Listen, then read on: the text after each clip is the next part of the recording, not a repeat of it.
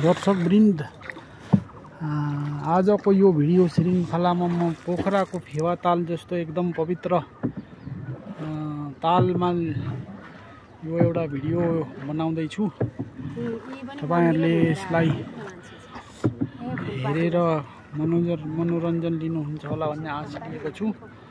यहाँ तालबराही भगवानको मन्दिर छ भने आसपासमा घना जङ्गल रहेको र जङ्गलको बीचमा रहेको यो ठुलो पोखरी फेवा ताल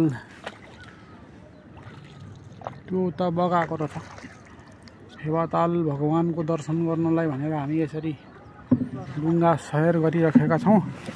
हाम्रो सारथी भाइ हुनुहुन्छ यता एकदमै रमाइलो तरिकाले हामीलाई घुमाउँदै हुनुहुन्छ भने हामी यसरी ज्याकेट लगाएर यो आर्मीहरूले लाउने ज्याकेट लगाएर हामी अगाडि बढ्दैछौँ र तपाईहरु पनि यसरी नै पोखरा आएर मनोरञ्जन लिन चाहनुहुन्छ भने यो अति एउटा रमणीय स्थल हुन सक्ने रहेछ भन्ने मैले निष्कर्ष निकालेँ। ल आउनुस्, तपाईँ कहाँबाट कसरी हेर्दै हुनुहुन्छ र पोखरा आउन सोच्नु भएको छ भने कमेन्टमा लेख्नुस्, म तपाईलाई एक्ज्याक्ट एडभाइस दिनेछु। धन्यवाद।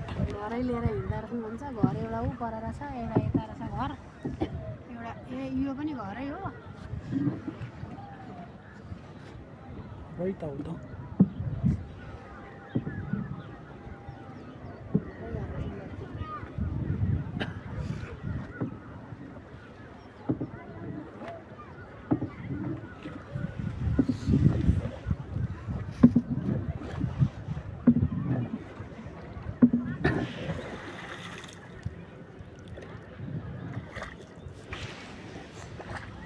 देवघाटमा चढेको थियौँ हामी।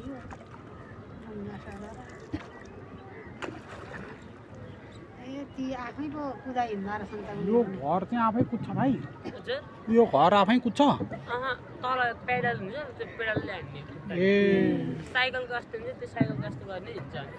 ऊ घुमिराखेको छ त, उहाँ हेर्छ भाइ पर यता हेर्न। कहिले एउटाले हान्दैछन्? घुम्दैछ ऊ पल्लोमा, ऊ हेर्छ यता छ। यसमा बिचमा छ, ऊ त्यो माझमा हुँदो रहेछ त्यहाँभित्र। मैले आफै रमाइलो गर्न नि साइकल कुदाएर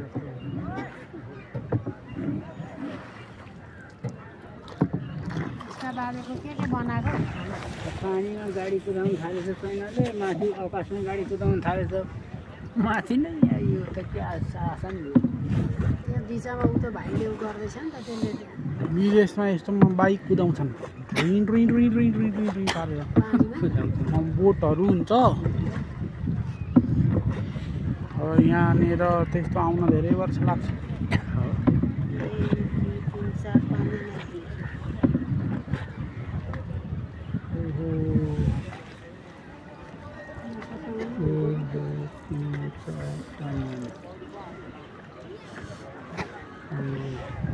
पोखराको मनोरम दृश्य हेर्नको लागि हाल त कहाँ सानो छ र माथिबाट हेर्दा अलिकति देखिँदो रहेछ।